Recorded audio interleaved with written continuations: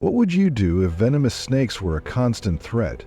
In rural Japan during the 1980s, nearly 400 people were attacked by habu snakes. To fight the danger, Japan introduced a bold solution, the mongoose. It seemed perfect at first, but things quickly spiraled out of control. Stick with us to find out how this experiment backfired, causing an even bigger crisis. This is the story of Japan's mongoose experiment and its unexpected consequence. The problem with antidotes. In the early 1980s, Japan was grappling with a severe public health crisis caused by venomous snake attacks, particularly from the habu snake. In just 1980, around 400 people were bitten, and tragically, some even lost their lives. This highlighted the immense danger posed by these creatures. While Japan is home to a variety of venomous snakes, the greatest threat comes from the largest ones, like the habu and the eastern pit vipers. These snakes share a family tree with rattlesnakes and puff adders, while coral snakes and cobras are their distant relatives. Understanding these dangerous creatures paints a clearer picture of the threat the Japanese population faced. What made the situation even more dire was the lack of an antidote for snake venom for a long time. Even when an antidote was developed, there was a significant hurdle in getting it to the victims. The antidote was in liquid form, which meant it required refrigeration. However, rural areas where snake attacks were most common lacked proper storage and electricity, making it nearly impossible to store or deliver the antidote in time. People in these remote areas are not only in danger but also have to live with a constant threat to their survival. Given these challenges, Japan's scientists knew they needed an innovative solution, one that didn't rely on traditional medicine or complicated technology. The breakthrough came when they considered a different approach. Could they find a natural predator of these snakes? What if there was an animal that was not only immune to snake venom, but also capable of hunting them down? Thus began one of the most unexpected experiments in Japan's scientific history. The idea was bold. Could an animal, naturally equipped to deal with venom, be the key to overcoming this deadly crisis? The Mongoose Solution, Japan's bold experiment. In 1979, about 30 mongooses were introduced to Amami Oshima Island in Japan, with the aim of controlling the habu snake population. The hope was that these natural predators would help reduce the number of snakes and, in turn, lower the risk of human encounters with these dangerous creatures. Mongooses, native to parts of Asia such as India, Bangladesh, and Nepal, are well known for their ability to hunt small animals, including venomous snakes like cobras. They have a special resistance to snake venom due to unique receptors in their bodies, making them immune to bites. Agile, fast, and equipped with sharp teeth, mongooses seem to be the perfect candidate for taking on the deadly snakes lurking in the grass. With their reputation for surviving snake bites and hunting down dangerous animals, it seemed like the mongoose could be the answer to Japan's snake problem. However, nature often has a way of defying expectations. Although the mongooses initially showed promise, they weren't fully equipped to handle the specific challenges of their new environment. Released into an ecosystem with no natural predators and few of the threats they faced in their native lands, the mongoose's presence started to disrupt the balance in unexpected ways. At first, things seemed to go according to plan. The mongooses hunted the snakes retreated, and even the rat population was kept under control. But then, things took a surprising turn. Over time, the mongoose population began to grow rapidly. What was meant to be a small, controlled experiment quickly turned into something much bigger. Without natural predators or competition, the mongooses thrived in this new environment. However, instead of focusing on the venomous snakes they were brought to control, they turned their attention to easier prey. Unfortunately, this prey included the island's unique and endangered species, like the Amami rabbit, which had no defense against this new predator. It became clear that while the mongoose was an ideal predator for snakes, it wasn't prepared to coexist with the other species on the island. What started as a well-intentioned experiment to control snake numbers ultimately resulted in an ecological crisis, threatening the very creatures it was meant to protect. So, what went wrong? How did Japan go from implementing an innovative solution to facing an environmental disaster? Before we continue, I have a special 10-second request for all of you listening. If you can help me in any way, just press the notification bell and hit that subscribe button. It means the world. It really supports this channel. And if you do that for me, I promise my team and I will do everything we can to make this show even better for you. Deal? The mongoose invasion. By 1993, the mongoose population on Amami Oshima Island had grown to such alarming levels that the Ministry of the Environment raised the red flag. The cause for concern was the mongoose population, which had been introduced to control snakes, was rapidly escalating, peaking at around 10,000 by the year 2000.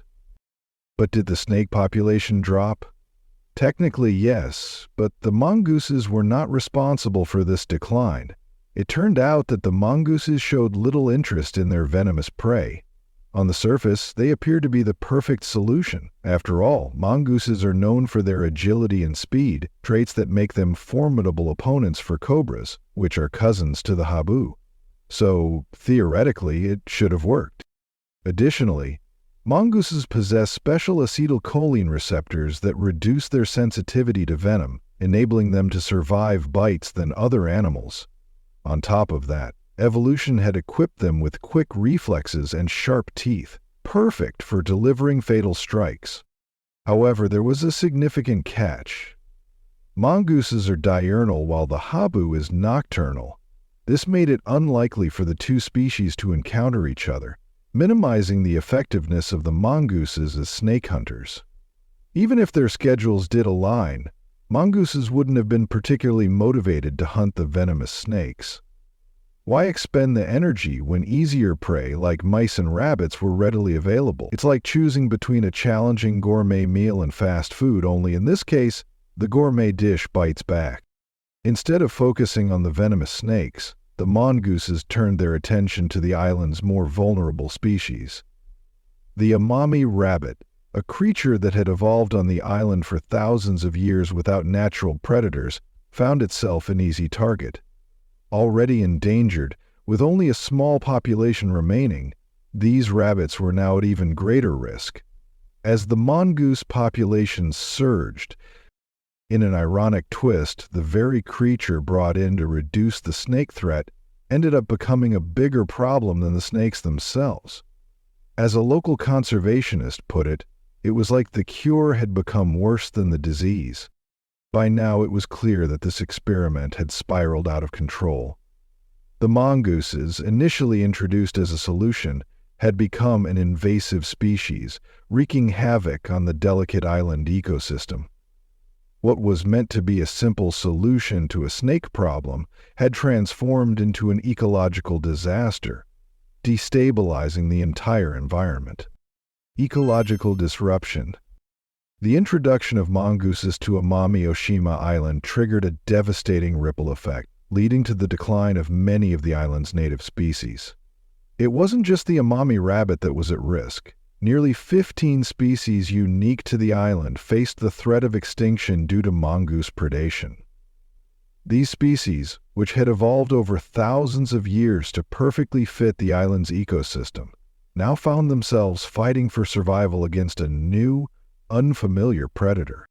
The unforeseen consequences of the mongoose experiment became clear.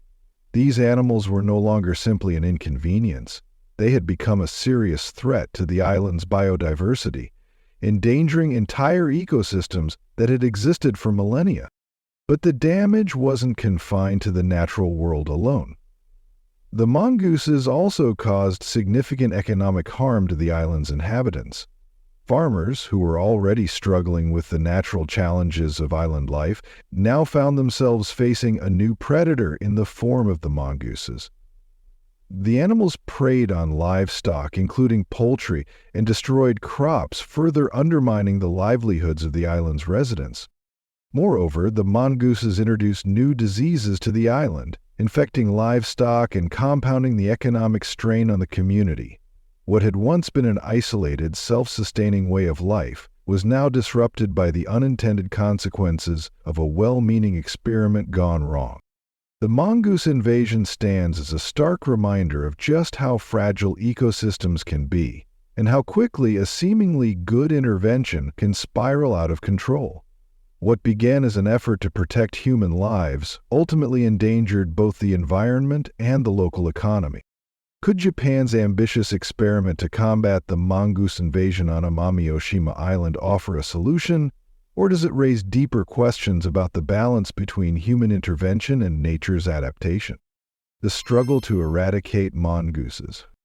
In this fascinating experiment, Japan's attempt to tackle a growing snake problem on Amami-Oshima Island took a surprising turn. The mongoose population saw significant changes over time, while the bars show the number of traps set to deal with the invasive species. These weren't ordinary traps, though. They were custom-made to specifically capture mongooses, with their unique shape and size ensuring that no other animals could be trapped. Since 2005, local squads of mongoose hunters, including both residents and others, have been patrolling the forests and mountains of the island. Their mission? To trap and remove mongooses.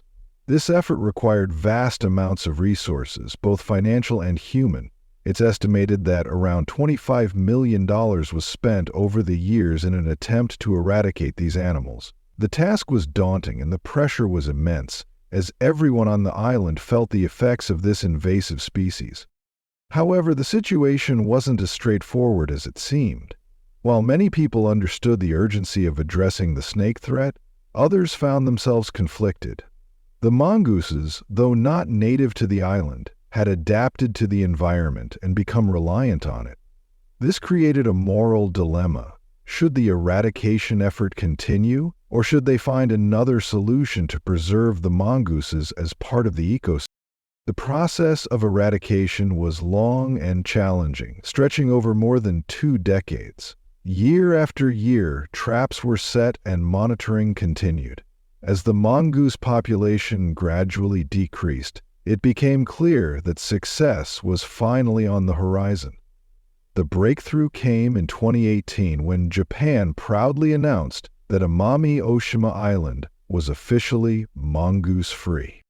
This incredible effort, spanning almost 25 years, involved not only the traps, but also specially trained sniffer dogs, constant monitoring, and a highly dedicated team known as the Amami Mongoose Busters. Their hard work, combined with the resources invested, led to a significant achievement. The moral and logistical challenges of the operation highlight the complexity of managing wildlife and balancing ecological concerns with human intervention. Do you think Japan made the right call in eradicating the mongooses from Amami-Oshima Island? Or should they have found a way to coexist with these adapted invaders? Let us know in the comments below, and don't forget to subscribe and follow the channel to discover more interesting things. Consequences of the introduction of invasive species. Initially brought in to control the snake population, mongooses instead harmed the island's vulnerable endemic species, including the now endangered disappearing Amami rabbit.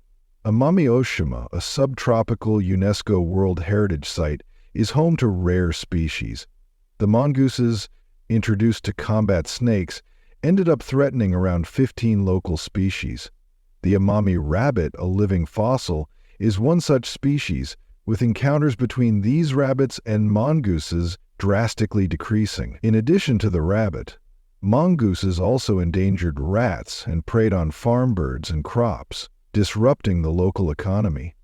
They even spread diseases to animals they didn't consume. Within 2 decades, the habitat of smaller animals shrank by 40%. Islands like Amami-Oshima are unique ecosystems where species are not adapted to deal with new predators like mongooses, which hunt anything they can catch. The introduction of a predator to an isolated environment can have catastrophic effects, as demonstrated here. The damage from introducing a predator is especially severe on islands where the local species are unprepared for such threats. Eradicating the mongooses took nearly 25 years, with the entire project lasting almost 50 years. Despite the cruelty involved in removing them, Japan's approach was the right one. Early intervention is crucial when dealing with invasive species, as they can spread rapidly and become much harder to remove. Japan succeeded in removing all mongooses before irreversible damage occurred. To put this achievement in context, there have been only 9 instances globally of mongoose eradication in areas where they were introduced. Japan's success on Amami-Oshima is particularly remarkable, as it was achieved on a large island, making the task even more challenging. On a positive note, the initial problem of snake bites has improved. By 2020, snake bites on the island had dropped to around 60 annually. However, this reduction was not due to the mongooses but to proactive measures and the availability of antivenoms. While Japan's early intervention with the mongoose problem on Amami-Oshima saved its unique species, the consequences of similar efforts, like in Hawaii, highlight the dangers of delayed action in tackling invasive species. Invasive species and ecological balance. Invasive species are a pressing concern worldwide, and the story of the mongoose highlights the critical need for controlling them before irreversible damage occurs. Once the window to act closes, it can become impossible to fix the damage. Japan's mongoose experiment serves as an important lesson, but it's not isolated. Across the globe, we see countless examples of biological control methods gone wrong, where introducing one species to manage another only ends up creating more severe problems. Take Hawaii, for instance. In the year 1800, mongooses were introduced to control rats that were damaging sugarcane crops. The plan seemed straightforward. Sugarcane planters read about the success of using mongooses to battle rats in the Caribbean and thought they could replicate it. So, in 1872, mongooses were brought from India to Hawaii, where they were supposed to hunt the rats. The idea was simple: fewer rats would mean less damage to crops, and the planters would benefit. However, things took a turn. Instead of focusing on the rats, the mongooses began to prey on Hawaii's native birds and reptiles, pushing several species to the brink of disappearing. The situation worsened as the mongooses targeted vulnerable bird eggs and native turtles. This created an environmental crisis. To make matters worse, despite all efforts to control the population, Hawaii found itself in a position where it was almost too late to do anything. Special barriers were put up to keep mongooses out of protected nature reserves, but the damage had already been done. The mongoose has been linked to the incident of at least 8 bird species, which are now on the federal disappearing species list. Hawaii's experience underscores the far-reaching consequences of invasive species, not just on wildlife, but on livelihoods, cultural traditions, and the delicate balance of the ecosystem. It's a stark reminder of how ecological mistakes can be costly, and once the damage is done, recovery can seem impossible. Japan, in contrast, acted quickly, allowing them to address the issue before it escalated too far. So, what can we learn from these stories? Early detection, careful research, and community involvement are key. It's not enough to act reactively. We need to stay vigilant and be ready to intervene before problems grow beyond our control. The lessons from Hawaii and Japan teach us that proactive measures, coupled with public awareness and education, are crucial in preventing ecological disasters and safeguarding ecosystems for future generations. Conclusion. While the eradication of mongooses from Amami-Oshima Island may seem like a victory, it came at the cost of the island's biodiversity and the long-term health of its ecosystems. The battle, however, is far from over. Okinawa Island, where mongooses were also introduced decades ago, is still grappling with their presence. The lessons learned from Amami-Oshima must be applied carefully if the situation there is to be controlled. As we reflect on the outcome of Japan's mongoose experiment, it's clear that the consequences of introducing an invasive species are not always predictable. Even with the best of intentions, we can inadvertently disrupt the very ecosystems we seek to protect. This should serve as a warning for any future attempts at biological control. As we continue to tackle environmental challenges, we must ask ourselves, are we truly solving the problem, or are we just creating a bigger one? So, next time you hear about using animals for pest control, remember Japan's mongoose experiment. Is it a solution, or does it create a bigger problem? If you enjoyed today's video, please give it a like and don't forget to subscribe to the channel. Your support means a lot to us. Click on the video that appears on your screen right now. I'm sure you'll love this content. Comment below about the next country you'd like to see featured on our channel. Thank you so much for watching, and we'll see you in the next video.